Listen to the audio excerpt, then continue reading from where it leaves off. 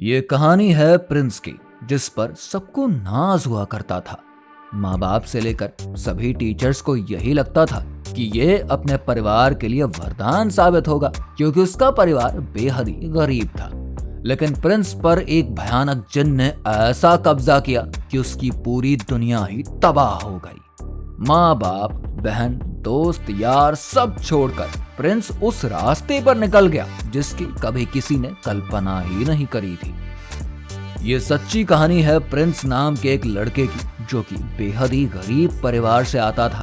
Prince के पापा जैसे तैसे कोई काम करके घर का खर्च चलाते थे। प्रिंस पढ़ाई में काफी अच्छा था और हमेशा ही क्लास में फर्स्ट ही आता था। उसका एक बेस्ट फ्रेंड भी था जिसका नाम था विजय। दोनों हमेशा ही साथ में स्कूल जाते थे। 8वीं के बाद जब 9वीं की पढ़ाई के लिए इन्होंने दूसरे स्कूल में एडमिशन लिया, तो वो स्कूल इनके घर से थोड़ा ही दूर था। इसीलिए जैसे तैसे पैसे की व्यवस्था करके प्रिंस ने भी एक साइकिल ले ही ली और दोनों दोस्त साइकिल से ही अब स्कूल जाने लगे।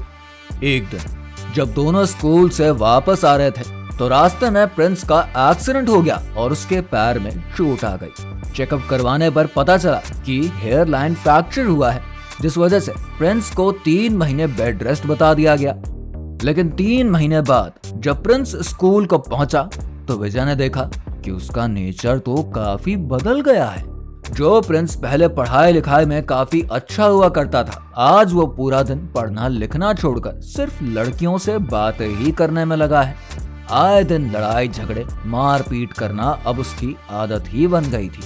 प्रिंस में यह बदलाव आखिर आ कैसे रहा था, विजय को तो कुछ समझ ही नहीं आया।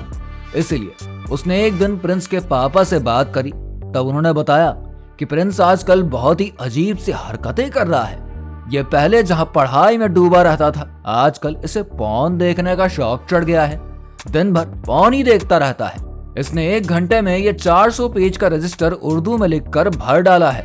ये सब बातें विजय को काफी अजीब लगी, क्योंकि प्रिंस को तो उर्दू आती भी नहीं थी। इसीलिए उसकी समझ में तो कुछ भी नहीं आया और वो घर को आ गया। धीरे धीरे विजय इस स्कूल से पढ़ाई करके कॉलेज चला गया, जबकि प्रिंस फेल होकर अभी उसी स्कूल में ही था। काफी दिनों बाद जब दूसरे शहर से पढ़ाई करके विजय लौटा, तो प्रिंस से मिलने वो उसके घर गया, जहाँ पर उसकी मुलाकात प्रिंस के पापा से हुई। उसने उनसे प्रिंस के बारे में पूछा, तो उन्होंने बताना शुरू किया कि जब उसकी हरकतें हद से ज्यादा ही बिगड़ने लगी, तो कुछ लोगों के कहने पर मैंने उसे एक बाबा को दिखाया, जिन्होंने बताया कि इसके ऊपर पठानी जिन है, जो कि काफी ज्यादा ताकतवर है और वो इसे अपने साथ ले जाना चाहता है। उस जिन ने भी यही कबूल किया कि जिस दिन प्रिंस का एक्सीडेंट हुआ था, उसी रास्ते पर किसी ने उसे छोड़ दिया था, जहां पर प्रिंस के वहां से गुजरने की वजह से वो इस पर आ गया।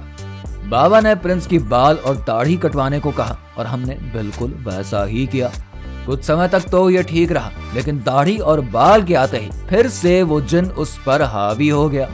बाबा ने जब एक दिन इन्हें फाइनली पूजा के लिए बुलाया, तो कहा कि कल सुबह से पूजा शुरू होगी और आज रात ये खुद को नुकसान पहुंचाने की पूरी कोशिश करेगा।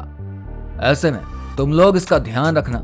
लेकिन रात को ही प्रिंस ने खुद को आग लगा ली और मेरे मोबाइल से उस बाबा का नंबर भी डिलीट कर दिया, ताकि मैं उनसे कांटेक्ट ना कर पाऊं। जब हॉस्पिटल में प्रिंस दर्द से करहा रहा था, तब जिन ने उससे कहा कि आज सुबह 5 बजे मैं तुम्हें लेकर जाऊंगा। इतना कहकर वो अचानक से ही शांत हो गया। इतने में विजय की नजर अचानक से सामने दीवार पर टंगे फोटो पर पड़ी, जिसमें प्रिंस की फोटो पर माला लगी हुई थी। लेकिन उसके पापा अभी भी उसका इंतजार ही कर रहे थे। विजय को कुछ भी समझ नहीं आया और वो झटके से वहां से बाहर आ गया, जिसके बाद दोबारा वो फिर कभी भी प्रिंस के घर नहीं गया। ऐसे ही और रियल लाइफ इंसिडेंट्स के बारे में जानने के लिए हमारे चैनल को फॉलो कर लीजिए।